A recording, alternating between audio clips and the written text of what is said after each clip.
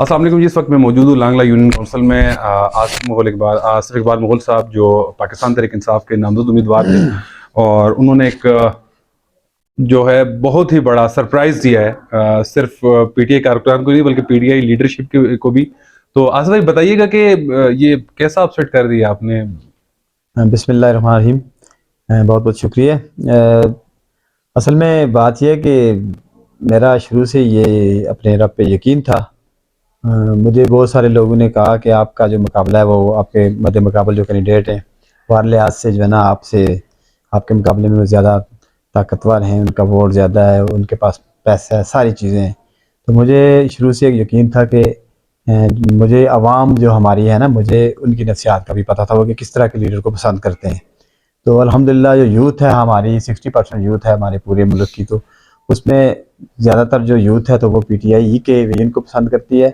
तो मेरा जो तरीक़ाकार है सियासत का, जो मेरा अपना विजन है वो ऐसा था कि वो यूथ को अट्रैक्ट कर रहा था।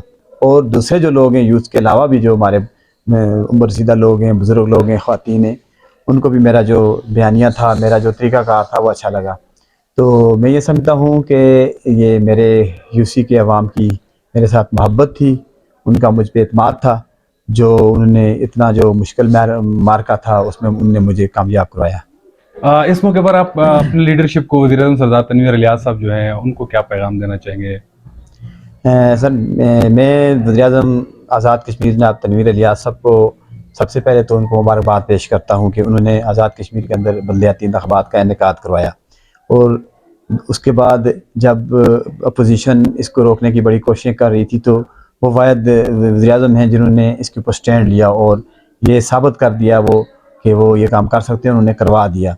तो मैं ये समझता हूँ कि वो इस काम में बड़े मुखलिस थे, उनकी अच्छी सोच थी कि वो अख्तियारात की निचली सतह तक मुंतकिली के हामी थे। तो इसमें उन्होंने जो है ना वो सारा जो अपोजिशन का ज़ोर था, उनकी जो रुकावटें थीं, उन सब की परवाह किए बगैर ये बलदियाती इंतख़ाबात करवा के पाकिस्तान, ना सिर्फ पाकिस्तान तहरीक इंसाफ को मजबूत किया बल्कि मैं ये समझता हूँ कि आगे आने वाले इलेक्शन में नाकाबिल तस्खीर बना दिया है।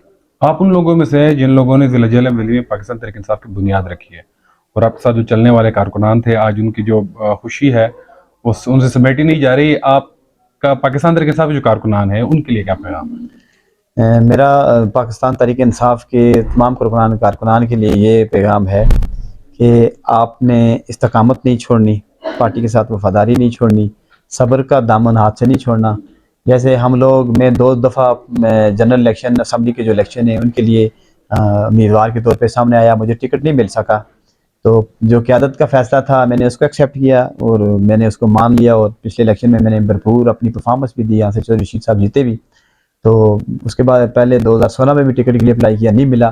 तो अल्लाह ताला ने मुझे ये मौका दिया, एक तरफ एडजस्टमेंट थी और दूसरी तरफ ये बलदियाती इंतख़ाबात थे, तो मैंने ये वाली फ़ील्ड चूज़ की प्रैक्टिकल। हालांकि बड़ी मुश्किल सिचुएशन थी यहाँ पे क्योंकि मेरे मुकाबले में जो थे बड़े स्ट्रांग कैंडिडेट थे हर लिहाज से। तो ये बहुत सारे लोगों की मुझे कॉल्स भी आ रही हैं जो मुझे मुबारकबाद दे रहे हैं और ये कह रहे हैं कि आपने अपसेट कर दिया है। तो मेरी ये नौजवानों से मेरे अपने नौजवानों को मेरा ये मैसेज है कि आप इस्तकामत के साथ खड़े रहें, सब्र किया करें और किसी भी अपने से बड़े कैंडिडेट को या किसी भी लिहाज से कोई बड़ा है आपसे आपसे आपने उससे जो है ना खौफज़दा नहीं होना। आपको अल्लाह की ज़ात पे एतबार होना चाहिए और अपनी सलाहियतों पे एतबार होना चाहिए। तो ये कभी भी नामुमकिन नहीं होता कि आप जो है ना कामयाबी को हासिल ना कर सकें। आखिरी पैगाम, जिन जिन लोगों ने आपको वोट दिया आप तो उनके साथ ही हैं, जिन लोगों ने आपको वोट नहीं दिया उनके लिए आपको क्या पैगाम, उनके साथ आपको क्या रवैया होगा, आइंदा जो आपकी पॉलिटिकल लाइफ होगी उस हवाले से आपको क्या पैगाम है। देखें, मैं सबसे पहले तो सब लोगों का बहुत मशकूर हूँ। तो मेरे दिल के बहुत करीब हैं जिन्होंने मुझे वोट दिया, मुझे सपोर्ट की, मुझे बड़ा प्यार दिया, मुझे रिस्पेक्ट दी। इस दौरान जब मैं कैंपेन कर रहा था, मतलब पहाड़ों पे बहुत मुश्किल इलाकों में, उन्होंने अप्रिशिएट भी किया। तो मैं अपनी यूसी के तमाम लोगों का, नौजवानों का, बुज़ुर्गों का, औरतों का, बहनों का, बच्चों, सब का मैं बहुत मशकूर हूँ।